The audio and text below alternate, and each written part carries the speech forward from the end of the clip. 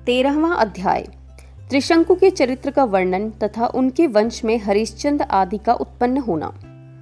वैशंपायन जी कहते हैं, राजन, विश्वामित्र जी के प्रति श्रद्धा भक्ति, उनके असहाय कुटुंब के प्रति दया भाव तथा अपनी की हुई प्रतिज्ञा से प्रेरित हो सत्यव्रत विनय पूर्वक विश्वामित्र जी की स्त्री का पालन करने लगा।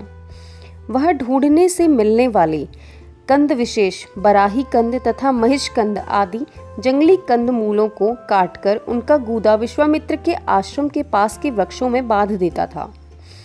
पिता अर्थात राजा के वन चले जाने पर 12 वर्षों के लिए वह चुपचाप किसी को विदित न हो इस प्रकार व्रत करने लगा। इधर पुरोहिताई और यजमानी के संबंध के कारण मुनि वशिष्ठ अयोध्या की, राज्य की और रनिवास की रक्षा करने लगे। इधर सत्यव्रत अपनी मूर्खता या होनहार के कारण वशिष्ठ जी के ऊपर अधिक कुपित रहने लगा, परंतु मुनि वशिष्ठ ने तो उसके पिता को उनके द्वारा अपने पुत्र के राज्य से निकाले जाते समय विशेष कारणवश ही नहीं रोका था। पाणी ग्रहण अर्थात विवाह के मंत्र सप्तपदी के पूर्ण होने पर ही पूर्ण हुए माने जाते हैं। इसके पहले स्त्री में कन्यात्व ही रहता है। अतः वशिष्ठ जी सत्यव्रत से 12 वर्षों तक कन्या हरण का प्रायश्चित कराना चाहते थे, परंतु वशिष्ठ जी के इस गूढ़ आश्रय को सत्यव्रत समझ न सका। वशिष्ठ जी धर्म को जानते हैं, तब भी मेरी रक्षा नहीं करते। भारत यह विचार कर सत्यव्रत अपने मन में उन पर कुपित रहने लगा।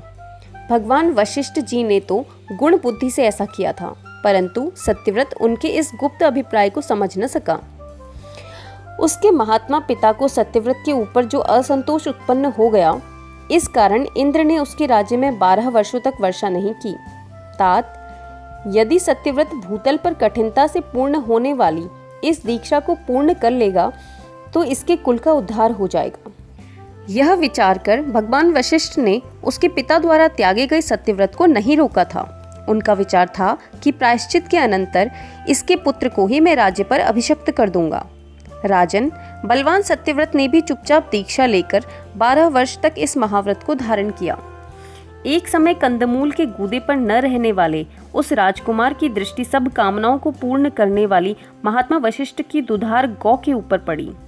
जन्मेजय, राजकुमार सत्यव्रत ने उस गौ को क्रोध, मोह और काम के कारण तथा भूख से पीड़ा पाने के कारण 10 अनिष्ट धर्मों अवस्थाओं को प्राप्त होने के दशा में मार डाला। उस मांस को उसने विश्वामित्र के पुत्रों को खिलाया और अपने आप भी खाया।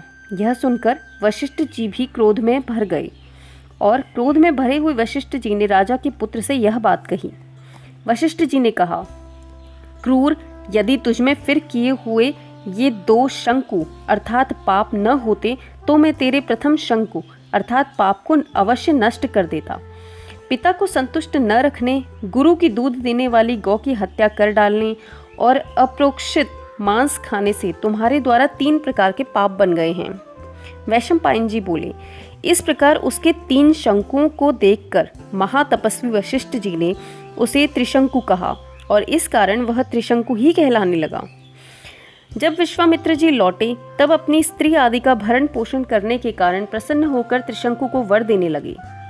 जब विश्वामित्र जी ने राजकुमार से इच्छानुसार वर मांगने के लिए कहा, तब उसने मुनि से वर मांगा कि मैं सदैह स्वर्ग में जाऊं। विश्वामित्र जी के प्रसाद मात्र से 12 वर्षों की अनावृष्टि का भय दूर हो जाने पर विश्वामित्र अपने तप से उसके पापों को भस्म करके उसके पिता के राज्य पर उसका अभिषेक कर उसका यज्ञ कराने लगे। तदंतर तप की शक्ति से संपन्न कौशिक गोत्री विश्वामित्र वशिष्ठ और देवताओं के देखते देखते ही त्रिशंकु को सशरीर स्वर्ग में भेज दिया। त्रिशंकु के कैकेय वंश में उत्पन्न हुई एक सत्यरथा नाम की भार्या थी। उससे उसने हरिश्चंद्र नाम वाले निष्पाप पुत्र को उत्पन्न किया। वे राजा हरिश्चंद्र त्रिशंकु नाम से प्रसिद्ध थे। उन्होंने राजसूय यज्ञ किया था, अतएव वे सम्राट कहलाते थे। हरिश्चंद्र के रोहित नाम वाला वीर्यवान पुत्र उत्पन्न हुआ, जिसने अपने राज्य कार्य की सिद्धि के लिए रोहितपुर बसाया था। उस राजर्षि ने राज्य तथा प्रजा का पालन करने के अनंतर संसार की असारता को जानकर अपना नगर ब्राह्मणों को दे दिया था। रोहित का पुत्र हरित और हरित का पुत्र चंचू हुआ, यह प्रसिद्ध है। चंचू के विजय और सुदेव नाम वाले 2 पुत्र हुए।